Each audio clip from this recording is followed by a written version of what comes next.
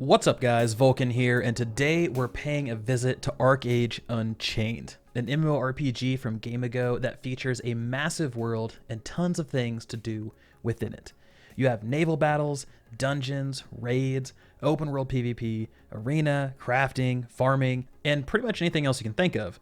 But before we dive in, I did want to mention that ArcheAge Unchained is actually having a free weekend right now, until April 13th. The free download voucher, info, and link is in the description below. And if you're watching this in the future beyond April 13th, then make sure to keep your eyes open for more free-to-play weekends. Check this game out because I definitely think it's worth your time.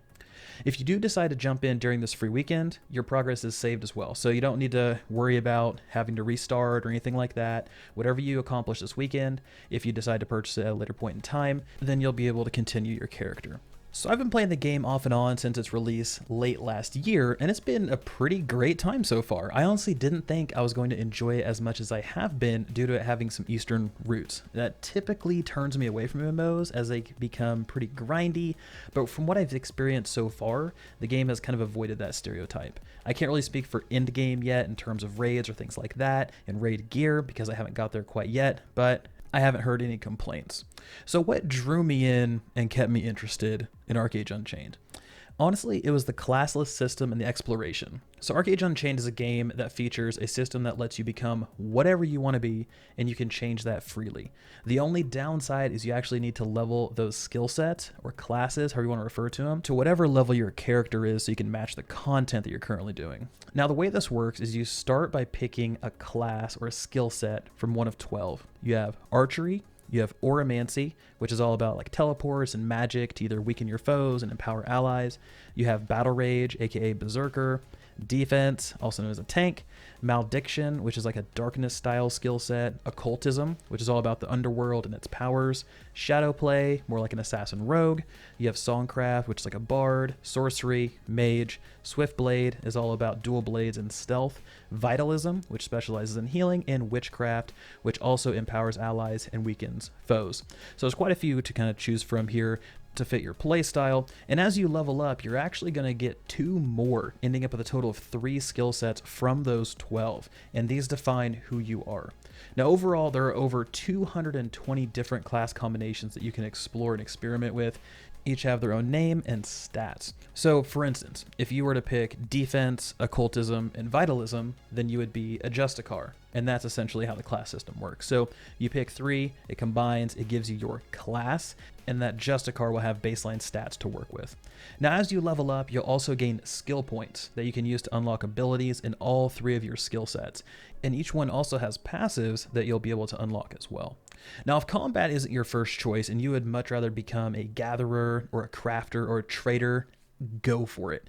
You can literally just be a blacksmith crafting weaponry and armor for your guild or your friends or whoever. Or maybe you want to operate like a massive trading operation and work the economy, play the auction house, things like that.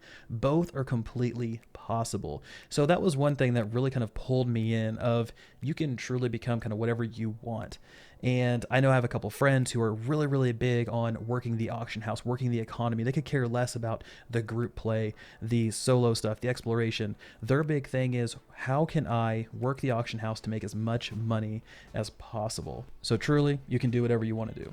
So I mentioned exploration. Now let me say this game is huge. Lots of stuff to discover. And there are quite a few zones to explore, all with their own identity, their own conflicts for you to deal with across 3 separate continents, and the story will take you through quite a few of them depending on what race you choose to start.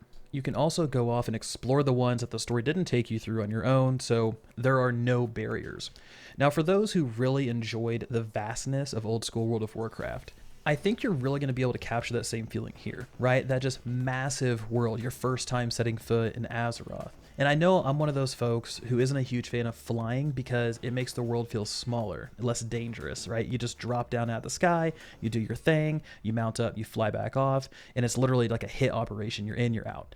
Well, that doesn't really exist here, right? And that really helps retain some of that authenticity and danger of the zone you're in. You're going to have to watch out for other players at times, NPCs and things like that. So there's always a sense of danger wherever you are. Now, one of the complaints that I do have is traveling long distances isn't as easy as I had imagined.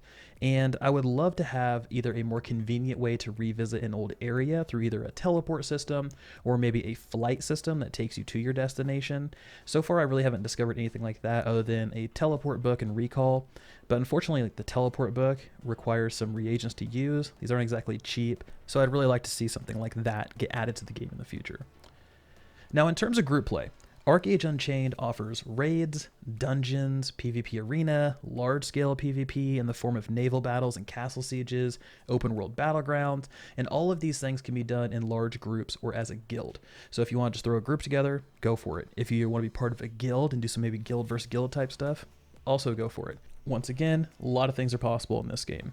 Now, the naval battles and the castle sieges are easily the biggest eye candy I've seen for ArcheAge Unchained so far. A lot of people like doing those. They're fun to participate in. Now, I'm not a huge PvP guy, so I jumped into a couple to see what it was like, but really, I kept most of my playtime in dungeons, hopefully raids at some point, but a lot of the PvE style stuff because that's just what I'm better at. The battles themselves, they were a good time. I mean, it was just utter chaos, right? It was fun chaos, but still chaos. And I know a lot of people just love that. You have just these huge swarms of people trying to complete objectives. It's so entertaining to watch. It's fun. You feel like you're part of something. And on the flip side, PvE side, dungeons are challenging. They offer some decent loot, and they're fun just to work through. So let's get down to brass tacks here. What does it take to play? Well, ArcheAge Unchained is the recently released buy-to-play version of ArcheAge. ArcheAge is a separate version altogether. So you have two versions, ArcheAge Unchained and ArcheAge. ArcheAge is free to play, ArcheAge Unchained is buy to play. The game is offered on Steam and Glyph in 3 flavors. The Silver Edition for $25, the Gold Edition for $50, and the Archeum Edition for $80. Right here, they're currently on sale for $20 for the Silver, $40 for the Gold, and $50 for the Archeum. Each one's going to give you different things like game access, expansion, scrolls, credits, cosmetic things. The credits are used for in-game store to buy more cosmetics, mounts, things like that. If you're interested in getting the game, get the one that best fits your style. So one question you're probably asking yourself is, okay, well, what's the difference between the newer ArcheAge Unchained and the older free-to-play one other than their price? Well, ArcheAge Unchained, like we mentioned, is buy-to-play. So that means there's no subscription, there's no pay-to-win mechanics, there's no pay-to-progress mechanics, there's no pay-for-power mechanics. The in-game store has been stripped all the way down to only mounts, cosmetics, and services, things like changing your hairstyle, upgrading your archepass. You can't buy gear or anything gameplay affecting in the shop anymore because that's what us, the Western players, wanted. So they decided to go with that, and it's worked out pretty well. So speaking of the archepass, because I'm assuming a lot of people are going to have questions about this, this is a ArcheAge Unchained only type of thing right now. The archepass is like a battle pass. It allows you to unlock stuff over time, right? Everything within the archepass is cosmetic. Costumes, flashy things, mounts, really kind of anything and everything that helps your character become yours. You can make it its own, separate it from the pack.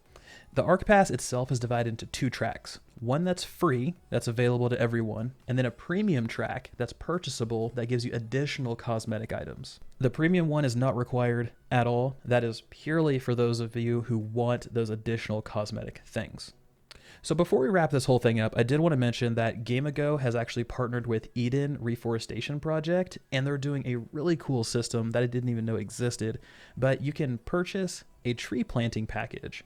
And if you purchase this package, it'll fund the planting of trees to help regrow the forests. And you also get to unlock some cool in-game items by purchasing one of these packages. Now they're fairly cheap, they go all the way up to $20, and I thought it was a pretty neat idea. I haven't seen something like this before, so the link for that's in the description box below as well.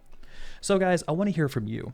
What are some things that really kind of jumped off the page to you in terms of ArcheAge Unchained? Have you played this game before? Is it something that you enjoyed? If not, what feedback do you have? Or has this one been on your wish list for a while and you've just been waiting to pull the trigger? But like I said, free weekend, great time to jump in. It's been a blast for me personally. It's one of those games you can always come and go from, and there's always something to do. All right, guys, thank you so much for watching. This has been Vulkan, and I'll talk to you guys next time.